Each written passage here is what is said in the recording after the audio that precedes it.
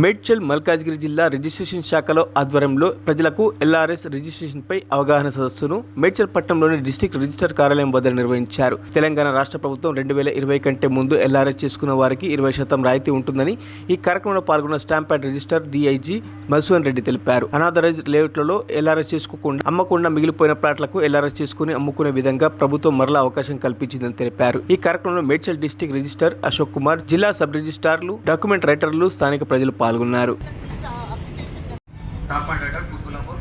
Advocate కూడా ఇది ఏం ప్రాబ్లం ఏంటంటే చెక్ స్లిప్ టైప్ చేస్తుంటే అందులో ఎల్ఆర్ఎస్ నంబర్స్ అడుగుతుంది. అది ఏది ఎంటర్ చేసినా కానీ యాక్సెప్ట్ చేయట్లేదు. అదొక ప్రాబ్లం. అండ్ ఈరోజు 12th లాస్ట్ డేట్ ఎప్పుడు సార్? 31st. మీరు ఈ ప్రాబ్లమ్ సార్ట్ అవుట్ చేయడానికి నియర్లీ 3 days పడుతుంది. 31st only for debate, not LRS.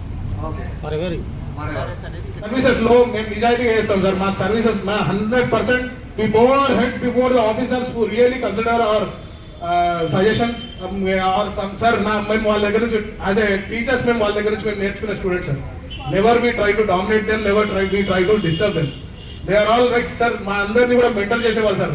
ఒక ఆఫీసర్కి 10 o'clock నుంచి మొదలైతే 6 o'clock వరకు పరిపూర్ణంగా చేయడానికి మా వంతు సహకారం as a document writers we are extending sir.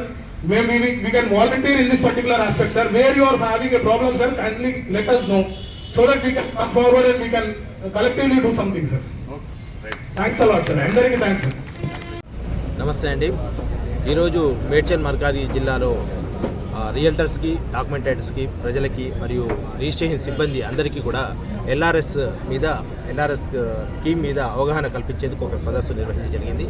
దీంట్లో అనాథరైజ్డ్ లేఅవుట్స్లో ఉన్నటువంటి మిగిలిపోయిన ప్లాట్లని అమ్ముకోలేక గత 4 సంవత్సరాలుగా రియల్టర్లు కావచ్చు, ఇటు పబ్లిక్ కావచ్చు, చాలా రకాల ఇబ్బందులు ఎదుర్కొన్నారు. అవన్నీ మీకు తెలిసినాయే. సో ఇవన్నిటిని దృష్టిలో పెట్టుకొని ప్రభుత్వం ఒక ఆలోచన చేసి ప్రాస్పెక్టివ్గా మరి ఇటువంటి అనాథరైజ్ చేయొద్దు, కానీ అనాథరైజ్డ్ లేఅవుట్స్ పొరపాటున గతంలో జరిగిన వాటిల్లో ఉన్న ప్లాట్లు అమ్ముకోవడానికి మాత్రం ఈ ఎల్ఆర్ఎస్ స్కీమ్ పెట్టడం జరిగింది.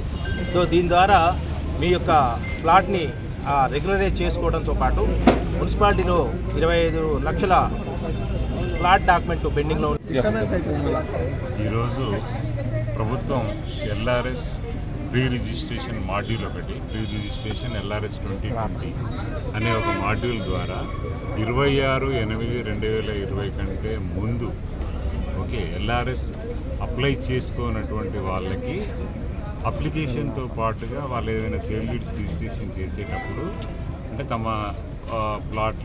ఏమంటారు వెంచర్లలో మిగిలిపోయిన ప్లాట్ ఆ డేట్ కంటే ముందు అమ్ముడుపోగా మిగిలిపోయిన ప్లాట్లని ఇప్పుడు కనుక వాళ్ళు ఎల్ఆర్ఎస్తో పాటుగా రిజిస్ట్రేషన్ చేసుకోదలుచుకుంటే ఒక అవకాశం కల్పించింది.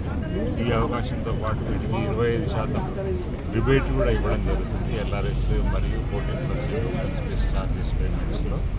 కాబట్టి ప్రజలకి ఈ విషయం మీద సమగ్రమైన అవగాహన క్రియేట్ చేయడానికి అంటే ఎల్ఆర్ఎస్ ఒకటి ఏ లేఅవుట్ అయినా రెగ్యులర్ లేఅవుట్, అనాథరైజ్డ్ లేఅవుట్ని చేయకూడదు, అందులో కొనకూడదు. వాటి వల్ల చాలా ఇబ్బందులు ఉంటాయి టౌన్ ప్లానింగ్లో కానీ.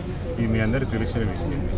కానీ ఎవరైతే ఎల్ఆర్ఎస్కి ఆల్రెడీ అప్లై చేసుకున్నారు, 1000 రూపాయలు ఫీజు కట్టున్నారు, లేఅవుట్ కట్టున్నారు, వాళ్ళు రిజిస్టర్డ్ లింక్ డాక్యుమెంట్ ఉంది. వాళ్ళు రిజిస్ట్రేషన్కి వచ్చినప్పుడు మ్యాండేటరీ కాదు, వాళ్ళకి ఆప్షనల్. వాళ్ళు కట్టుకుంటే మంచిది. కానీ ఎవరైతే ఇంతవరకు అప్లై చేసుకోలేదు వాళ్ళు ఇప్పుడు వాళ్ళ సేల్ డీడ్ ద్వారా ఎల్ఆర్ఎస్ అప్లై చేయదలుచుకున్నారు, వాళ్ళకి మాత్రం మ్యాండేటరీ, తప్పనిసరిగా వాళ్ళు ఎల్ఆర్ఎస్ అమౌంట్ కట్టాల్సి ఉంటుంది. మరిన్ని అప్డేట్స్ కోసం మా ఛానల్ని సబ్స్క్రైబ్ చేయండి.